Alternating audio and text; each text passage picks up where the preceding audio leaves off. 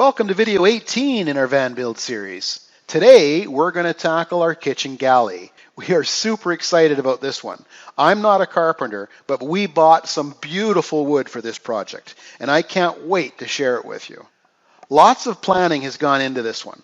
We literally started the design of this van with the cupboards. It was one of the first items rendered, and I have been waiting almost 10 months to get started on this specific project. Almost a year ago on YouTube, we saw our first PROMASTER with a Lagun table installed. If you're not familiar with the Lagun table, it is a table leg system that is constructed of heavy anodized aluminum, and it swivels 360 degrees from two different locations. It easily locks down by turning the handle locks and also adjusts up and down on its mount. So with just one table, you can adjust it and place it exactly where you want it. Here I have mounted the Lagun leg to a 4x4 post mounted to a small sheet of plywood. I did this so I could place the unit in the van to determine the size of the table to make and determine the exact location of where it's going to be mounted in the van. You can see here I am now in the van with the Lagun table set up as an extended counter. Here I have moved it out slightly and using it as an end table. Now I have moved it directly in front of the driver's seat and adjusted the height to use it as a workstation. Finally, I've swung it all the way out for two-place dining. This is such a versatile table. Enough talk. Let's get started on this fantastic project. This is going to be fun.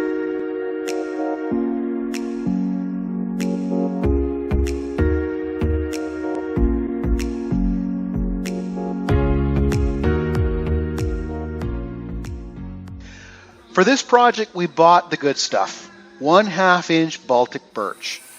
Not cheap, so prior to cutting, I did a half dozen renderings to determine the best way to maximize the use of this plywood. Here, I'm doing some basic scribing to transfer the wall's curve to the back side of the cabinet. Prior to cutting the scribed line with a jigsaw, I made several passes by hand with a utility knife to significantly reduce the tear out from the jigsaw. You'd be surprised how effective this little step is. Carpenter's glue and Craig screws will be my primary method of assembly. Notice the 3-inch kick area at the bottom to allow you to get closer to the cabinet while working. Okay, this is the first fitting of the cabinet in the van. I've actually reduced the size of it by 2 inches, so 34 inches. And I had planned on 36, but it just seemed a little bit easier just to make it smooth against this aluminum here, rather than trying to address the inconsistencies of the main structure. I didn't want to come any closer to the seat here because I wanted to have enough room in order to slide back and forth, and remember that the Lagun table comes out to here and is completely adjustable to come between the two tables. Additionally, this is a raised floor down in this area. For that reason, I did not do the cutout down here. I have on this side, so you've got an appropriate kick space. Move your feet underneath while you're working on the sink.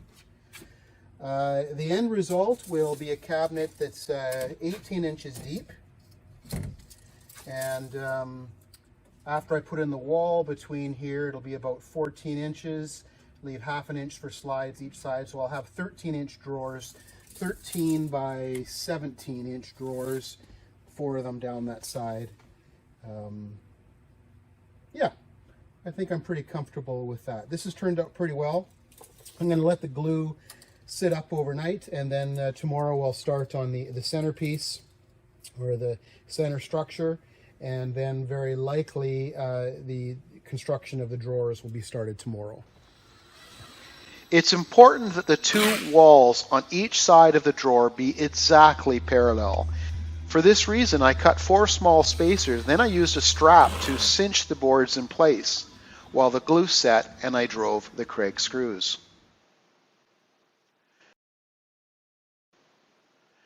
Here I've cut the sides and the backs of the 4 drawers. Here I'm cutting 1/8 inch grooves in the drawer sides and backs to support the 1/8 inch drawer bottoms. Now using my Craig jig to quickly create the necessary pocket holes in the 1/2 inch Baltic birch.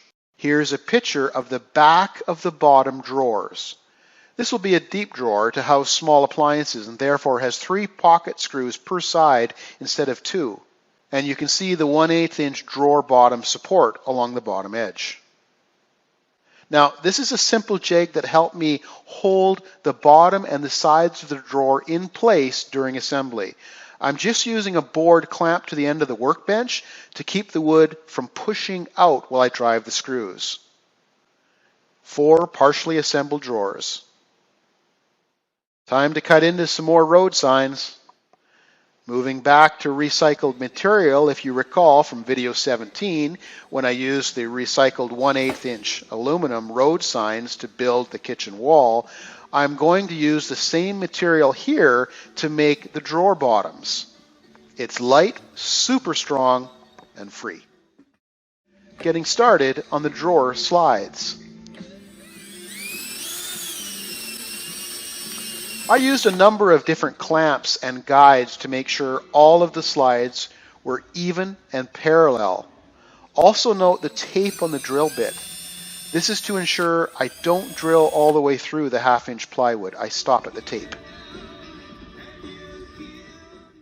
So I have the drawer fronts, and I say plural fronts. It's just one piece of wood right now.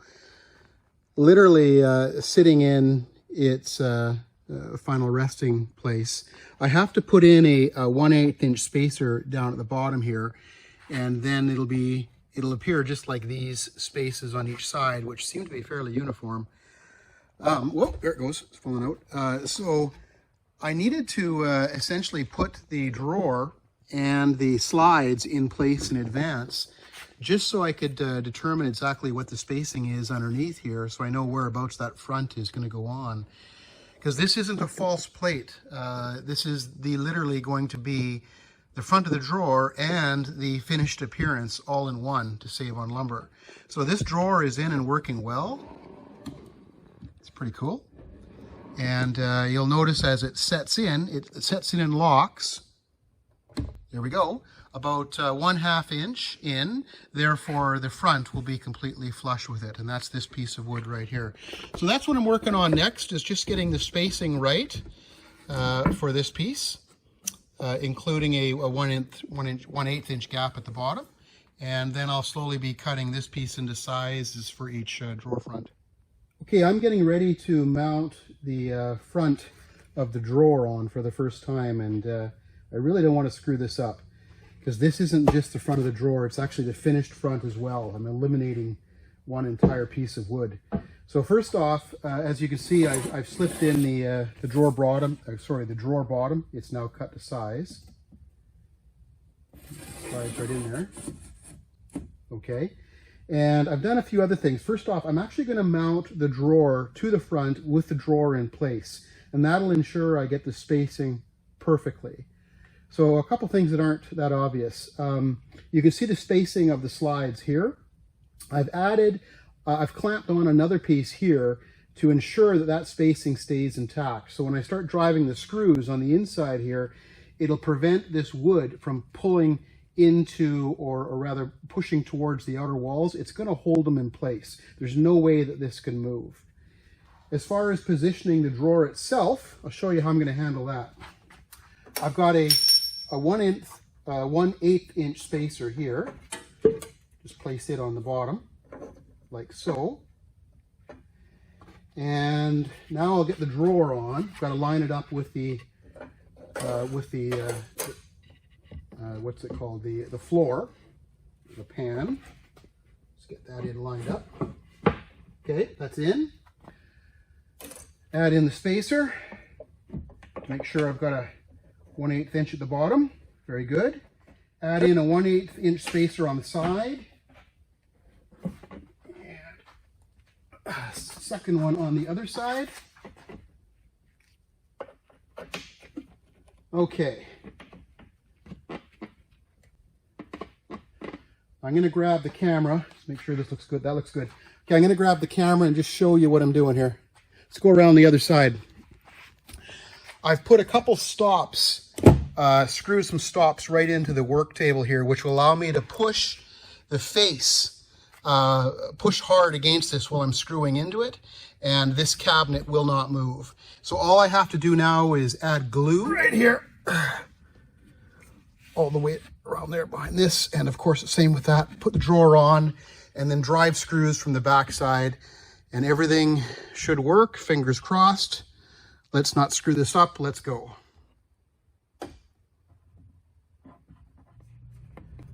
Let's give it a go. I have the clutch on the gun set to 7, so it shouldn't over tighten. Let's see what happens. 1.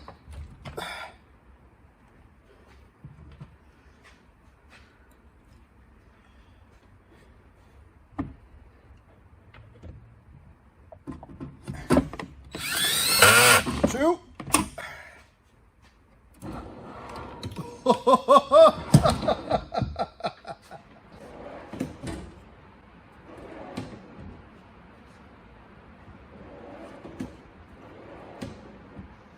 The second drawer we made shorter, but still tall enough to support 796 milliliter cans.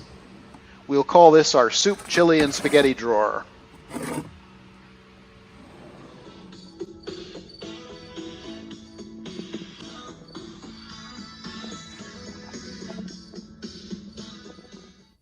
Well, it's the end of a rather long day, fairly rewarding though. I have 4 drawers finished and installed. There's 3 different sizes. The top 2 are the same size, and that's essentially for cutlery and a small pantry on the second one. The third drawer is a larger pantry for cans up to 796 milliliters, like diced tomatoes and so forth. And the fourth drawer is small appliances like a 3-quart Instapot or a toaster or a coffee maker, that kind of thing. So really happy with how these turned out. They're super smooth. I believe I'll probably have to add another latch to lock them in. There is you push them the last ½ inch and they're supposed to lock like this. There we go. And it seems fairly secure, but watch. There you go. See that? And okay, so it seems fairly secure, but I would bet money once there's weight in there and you go around a corner, they'll come out. So I'll probably add a little hidden latch on the inside yet. I'm really pleased how this turned out. If you look carefully, you'll see the grain matches all the way down. I made a special focus on that. I really wanted it to turn out that way. I don't have handles on it yet. Linda and I aren't on the same page yet. Not that we're on a different page. We just haven't decided on whether we just want to drill a simple little hole like 3/4 of an inch or add a little stainless steel pull knob. For now, I can just reach underneath and grab them, but obviously I've got to address that yet. And they come out full length. Super good. Okay, so on the right, we have the sink. And the plan here is to have this pulled forward as far as possible to leave room for a faucet back here. It's tight. We will see if I've left enough space. Otherwise, I'm going to have to be modifying this top drawer and running a line through there. It might get messy, but we'll see how that goes. The plan for this is, unlike minivans where they have the fresh water and the gray water directly underneath the sink, we're leaving that elsewhere. I want to use this for a microwave. So right after the drain, we want to sweep it to the back of the van and then through the bottom and over to the gray water tank, which I installed like 6 months ago. During assembly, I noticed I accidentally made the front of the center support board about 1/8 of an inch proud. This would cause a challenge later when mounting the countertop, so I need to fix this. The way I did it is I turned the cabinet on its side and I clamped a guide board underneath the center board and then used a flush cut roller bearing router bit to remove the excess. This is 3/4 inch heat activated iron on Baltic Birch edging. After several passes with the iron, I held the iron at about a 30-degree angle to ensure the adhesive securely holds right to the edge of the tape. I've been working on removing the edge here for the last 10 minutes or so. I'll swing around the end here so you can see what I'm talking about. This is 1/2 inch plywood. The edging I'm using was 3/4 inch, so you can see it was larger on both sides. I've trimmed this side down, and just using a very sharp utility knife and taking my time, bringing it back to the wood surface, and then using some fine sandpaper. And there is a proper tool for this, but it's $30, and it's not something I need to invest if I'm only using edge banding just once. So this didn't take that long. One side took me about 10 minutes. So this one's going to take a little bit longer. I've got to work around these things as well. But obviously I have to multiply that by 6 just to do the uprights, and then I'll start the cross sections. But very impressed. So this is iron on Baltic Birch edging, and it's just beautiful. Products in store. Not a member? Register for free today and get a $3 welcome bonus. Recent supply chain issues highlight how important local agriculture is. Just finished doing the birch edge, and I just cannot believe how good it looks. Let's see if I can get you close enough here and focus on that. There we go. Looks like there's not enough light there. Long and the short of it, it just does a beautiful job. I am a huge fan of Baltic Birch. Just starting to fit the sink here.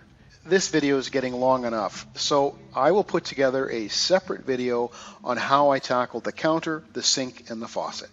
In short, I needed to place the sink to determine the spacing for the microwave so I could install the bottom shelf. I've completed the measurements, and I am now installing what will become the microwave shelf. Notice the tape on the cabinet wall, huge time saver. As I drop the shelf in place, this will ensure none of the glue is smeared on the cabinet wall. Watch closely. I'll switch camera views, and you can see some of the glue is smeared on the tape. Super easy to clean up now.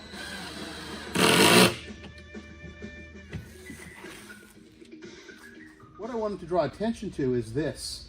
Take a look at this. Let's bring this up a little bit and swing it around. Look at the clearance here. If this was the edge of the cabinet, you would not be able to swing this arm out unless it was raised above the cabinet. So let's bring it back up a bit. There, tighten her in there. Okay. And now, of course, you're able to swing free. And of course, as we're sitting here with the counter down here, the sink and the rest of the counter, and this above it, ideally you'd like to have it right next to it. And we can do that by lowering it.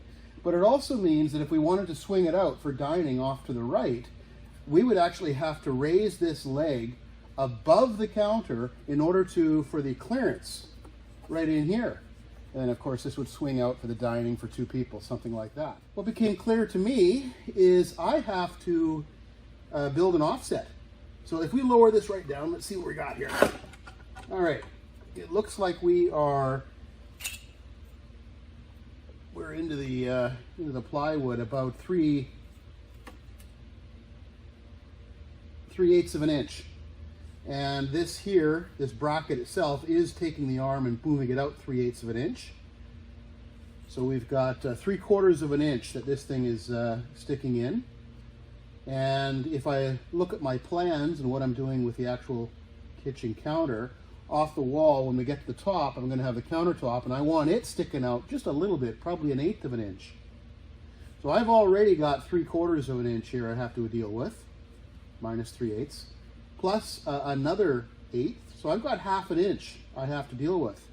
So I think what I'm probably going to do, I will use some 1/2 inch Baltic Birch, or you know what, I might end up using 5/8 fir plywood and building a little backing plate behind this. So this whole arm will be 5/8 of an inch further off, and that will allow me to swing this arm out like this at the height that we want for the dining, rather than having to raise the arm like this to swing it out for the clearance reasons. So I want to address the clearance right now, and that way we can have this at the height that we want wherever we need it. A moment ago I was talking about building a half-inch offset out of Baltic birch, and ideally 5/8. I don't have any Baltic birch in 5/8, and I wasn't going to buy a sheet for a small little chunk. So I made it out of fir, and then what I did is I put the Baltic birch edge banding on it, the 3/4 inch, and of course tapered it down to 5/8. So this looks absolutely like the rest of the cabinet. This will get mounted on like this. And what did I do with it? Oh, here it is. And this will get mounted on here like that. And then on the back side for reinforcement, we're talking a large plate. It goes on the inside and 4 bolts to bolt the whole thing together. So that is just super. It's nicely finished, and I didn't have to buy any wood. I just used some fir plywood that I had in 5/8. So because of the location of the microwave, we have to mount the Lagun table leg higher than what is ideal. Here I'm exploring ways of shortening the leg. Here I'm using a broom handle in an attempt to temporarily remove the swivel so I can shorten the leg. Well, that didn't work. On to Plan B. Plan B involves extending the relief cut in the leg and then raising the clamp locations. So I have modified this leg. When I bought it, it had the relief cut up to about here with the clamp there, allowing you to slide it up and down and clamp or tighten up because there's the relief in it, so you can squeeze the metal together. I extended the relief cut all the way up down to here, and I added 2 additional holes. So if you flip this over, it means that I'll be able to have this significantly lower and still be able to clamp it. In the end, I'll end up cutting off probably the excess, but this has been modified for our particular needs. The end result? I have the dining room table in the right location and the right height for dining. Perfect. With the Lagun table leg mounted to the cabinet, time to cut the bolts down to length. We're zoomed in on a drawer slide directly above the microwave on the right side. So what you're looking at here is the back plate for the Lagun table. And I want to show you how I'm going to tackle this because, of course, we want to maximize this space completely as far as drawer goes. So I have these nuts in the way. So my plan here is to probably put in a 5/8 inch piece of plywood. This is currently 1/2 inch, and I don't think it's quite enough, but 5/8 plywood right here. I'll put some spacers down below it, something like this. That's 3/8 of an inch there, those 2 pieces of wood. And the drawer slide is going to go on top of that, like that. Something like that. Hold that down. This will slide out, bring the drawer all the way out, and so forth. Okay. Now the drawer slide itself will be recessed 1/2 of an inch because I want the drawer front to be flush. And like before, we'll add those later. So that's going to go approximately like that. And I'm looking behind here, and I think these nuts are just touching. So I'm going to replace this with a 5/8 inch piece of plywood instead of the 1/2 inch. And that'll allow me to securely mount the drawer slide several times in here. I won't have a support right at the front here. I'm not worried about it. I'll have 3 in the back, and of course on the full, down the full side on the left side.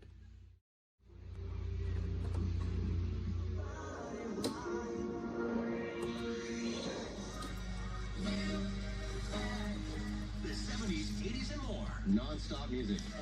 Here I'm placing the sink drawer front using 1/8 inch aluminum spacers. Installing the Craig screws from the backside.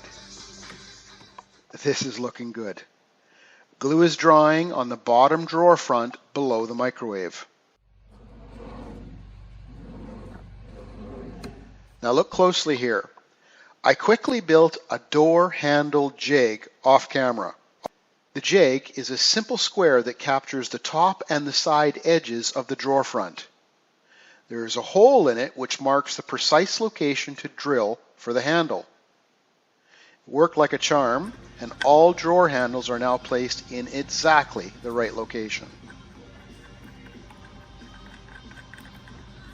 Installing the final drawer. Design, manufacturing, and construction is now done.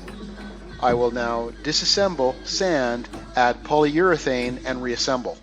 Here Linda is masking off the drawer bottoms to ensure we don't get any polyurethane on the aluminum bottoms. I used a foam brush to apply the polyurethane.